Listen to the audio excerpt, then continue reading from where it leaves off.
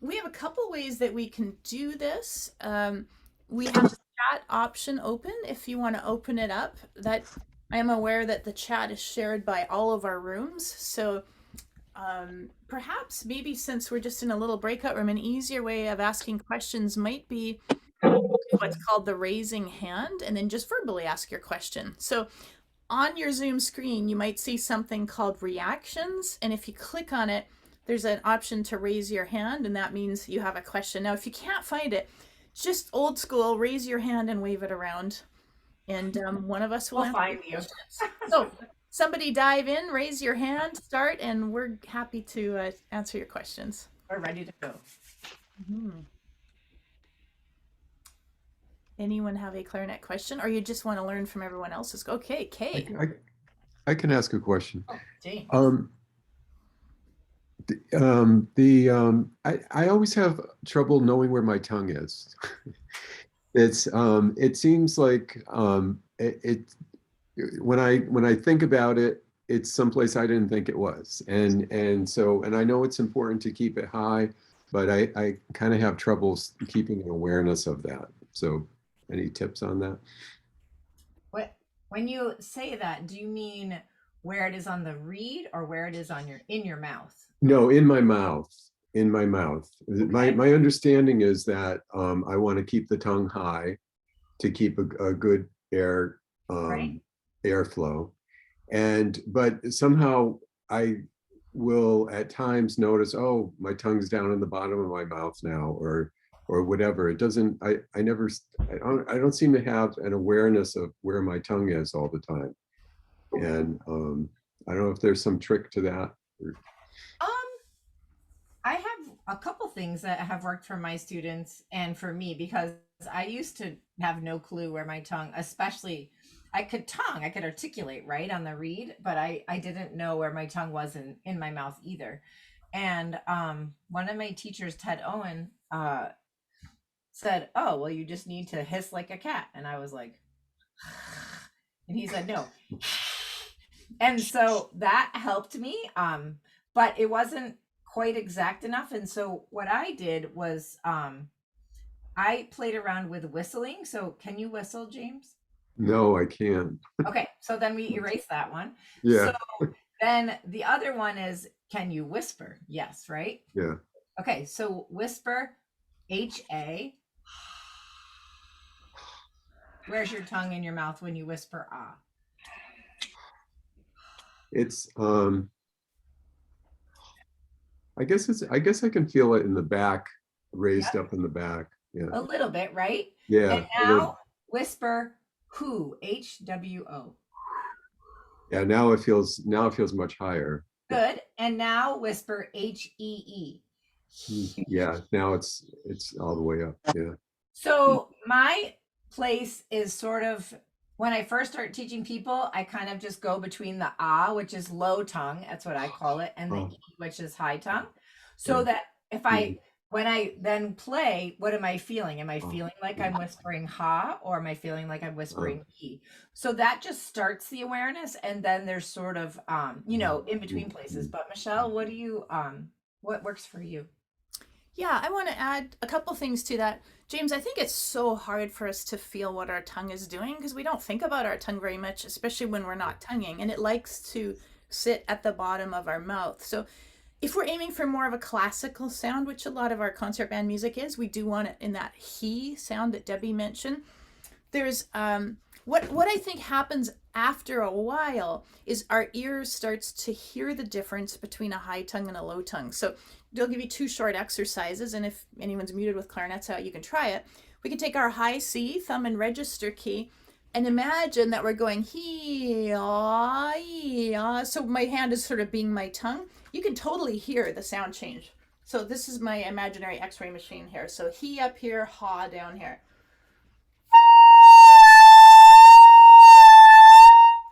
On that high C, we can really hear the difference, and just doing that starts to get us attuned to it. There's also a tool you can use. So if you put yourself on speaker view so you can see me, I've got my tuner here. This is a cool exercise. What we do is we play our high G, the left hand, register key, and we see whether we're in tune. Now, if we're it's cold in here, I might be a little flat. But what I want to do is slowly lift one finger at a time, G to A to B to C.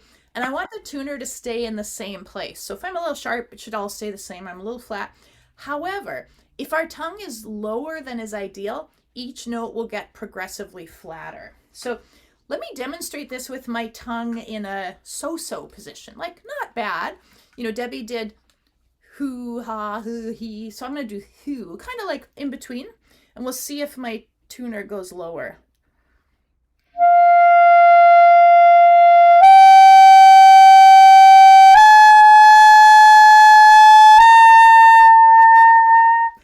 Look how concerned that face got, because the higher I went, the more out of tune I got. And by the way, this is the TE Tonal Energy tuner. I love it because it's got the happy face. It makes me feel so satisfied when I make it smile. If I think more of that cat hissing, he.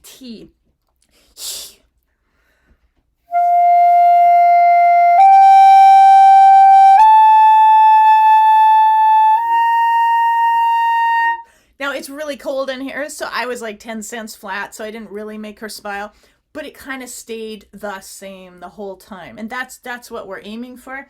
If I spent another 2 minutes getting warmed up, it would be there. So hanging out with your tuner, trying to make it smile, really helps you get your tongue in the right place and also hear what it sounds like. Yeah, and Lori, if anytime you have stuff to add, feel free to. Please. I was just going to say, Lori, what do you want to tell us?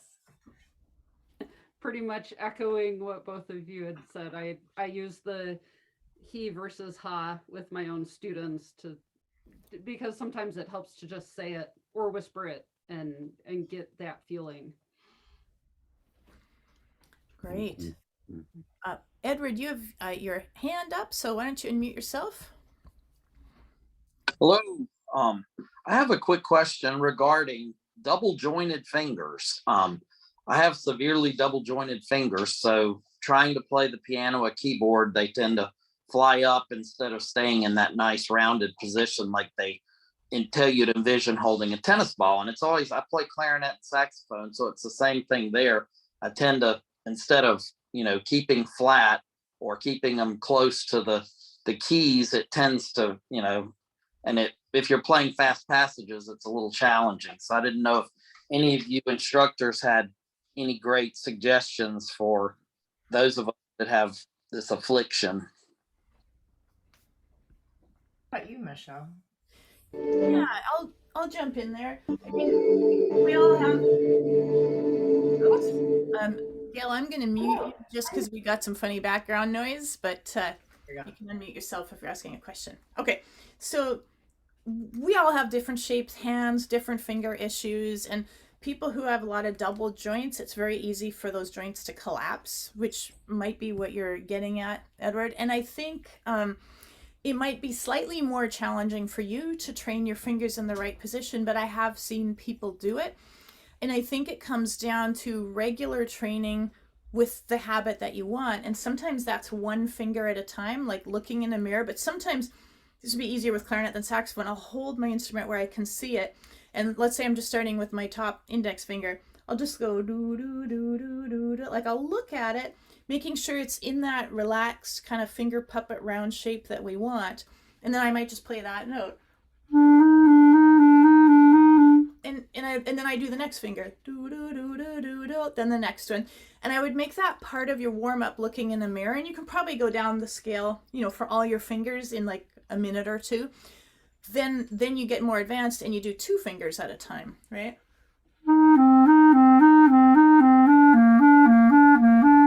But it's being very mindful. I might be going too fast. Like if you're doing it at that speed and it starts to collapse, then do it slowly.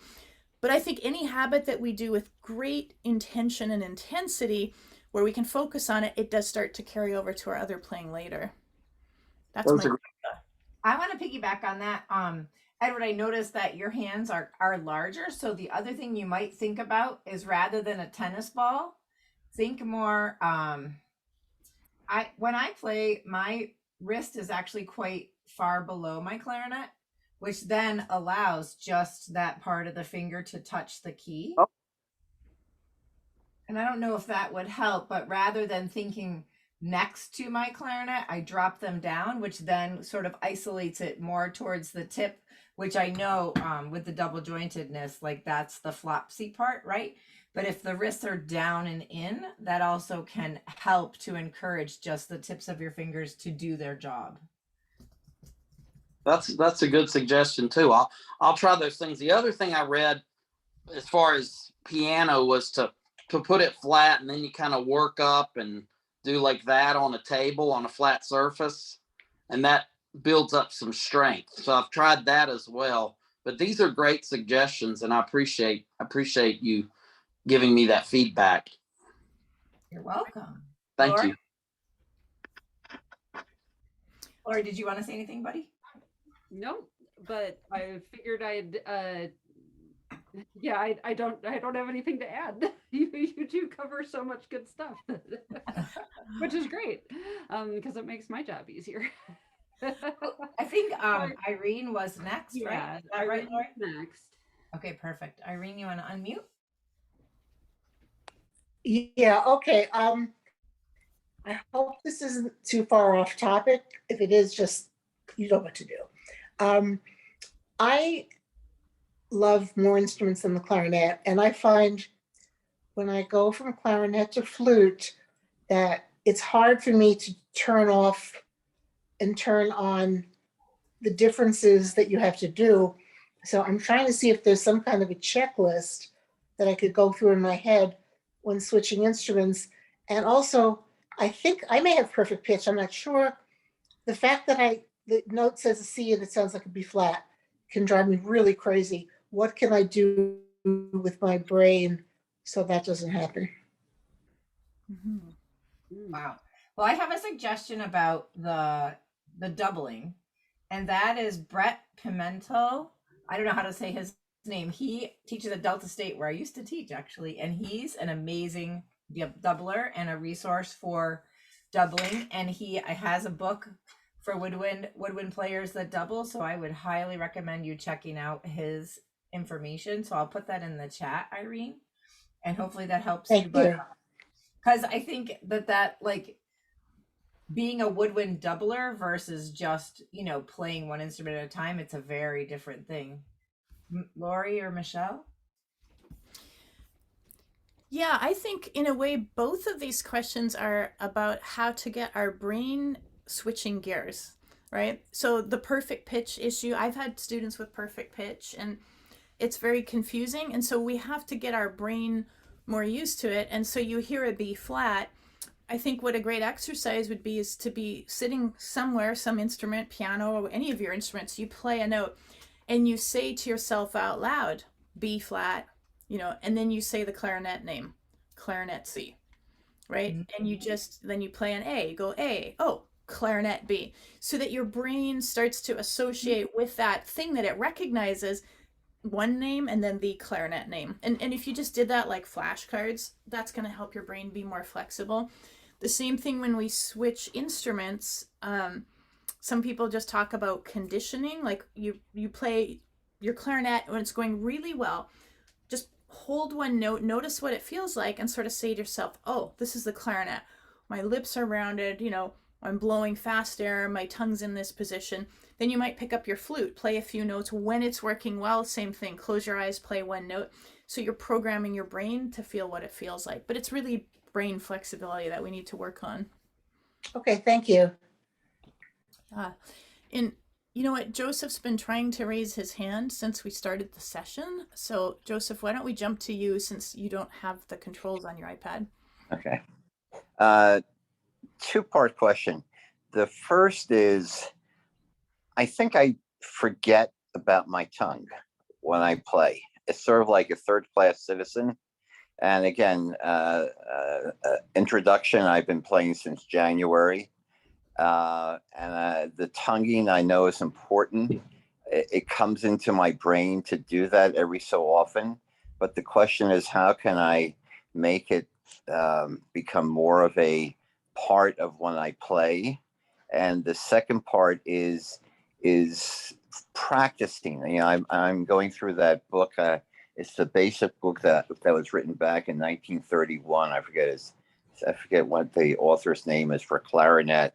You had recommended that. It's a basic book, Michelle. But the question is when you practice and as you go along the lessons, how do you parse out your practicing besides what you feel is you need to practice, not just the reason that you have to practice, but again, so you don't forget those in the past.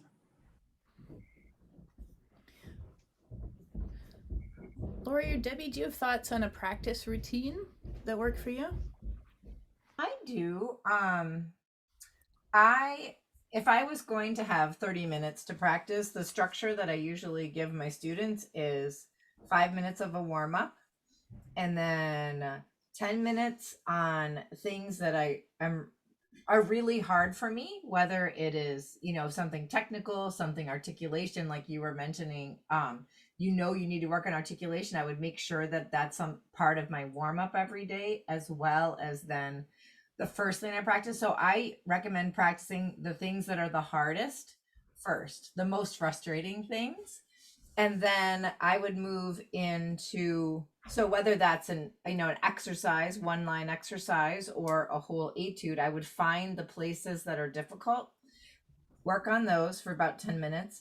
Then if I had a separate piece of music outside of my exercises in my book, I might work on that for 10 minutes. And then the last 5 minutes, I would play something that I play really well and that makes me feel happy.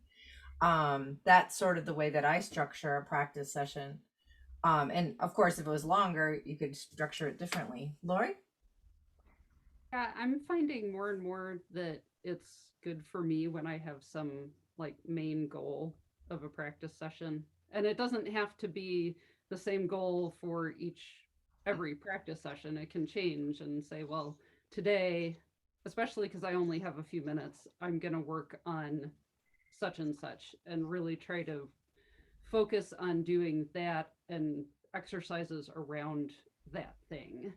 And then I try to also make sure at the end I give myself a chance to just play something because I want to play it and reward myself for putting in the practice. Thank you. You're welcome. All right, Bob, why don't you unmute yourself?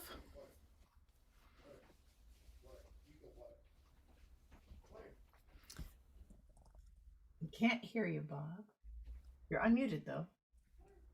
I think switching mics or something. The joys of Zoom. Right. All right, now I should be good.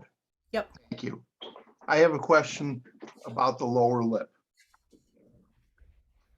When I play long tones, especially softer ones, it seems like my lip doesn't have the muscle to support the note, and it kind of wavers a little, and I don't like it. I don't know if it's my lower lip or if it's my jaw. Michelle, you look like you know the problem, you know the issue. Well, it's so common for all of us, right? Well, how strong should the lower lip be even? Well, so there's lots of different thoughts out here in the clarinet world, and lots of them are good. I'm just temporarily going to make myself bigger. I think I can do that. I don't know. Hopefully you guys can see me. So I like to think of what we do down here as mostly pulling stuff down away from the reed so that there's nothing muffling the reed. But to me, I think you're right that our jaw can waver.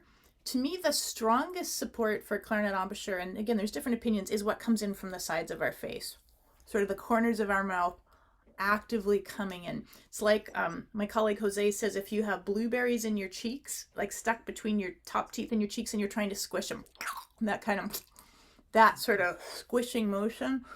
So if we're biting with our jaw, it makes instability. But also when the sound starts to waver, when we're going soft into things like that, it's often an error issue and not necessarily an embouchure issue. That the softer we get, it's harder to keep the reed vibrating, and we want to keep that super fast air. So Personally, my bottom lip is just there to help increase corners in and pull down. So I would think of active corner support, and these muscles are weak. When you first start using them, they probably only last you like 5 minutes and they're tired, but you need to build them up over time. I don't know, Lori and Debbie, I'm sure you have things to add on this. Go ahead, Lori. Um, sorry, let me make sure that because I was also paying attention to the chat, make sure I understand the question about the lower lip and was it getting tired and tension? No, not tired and tension. Okay. It seems like the lower lip is a very weak muscle. And when I play a long, soft note, I have trouble supporting it. I'm just wondering if that's normal. Is that a common problem, or is it something more unique to me? Well, one thing I've tried to do to strengthen my own embouchure to hopefully help with that is Michael Lowenstern has a great video where he does this exercise that he goes between E and U to try to help build up those muscles so that might help. Sometimes I'll practice using, I don't know if you're familiar with double lip embouchure. Yeah, I've tried it and I don't like it.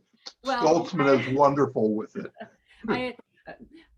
For me personally, I don't use it as my regular embouchure, but sometimes I do use it to help train and get used to the way things feel and hopefully build some things up. But can you give a specific example of where you double lip?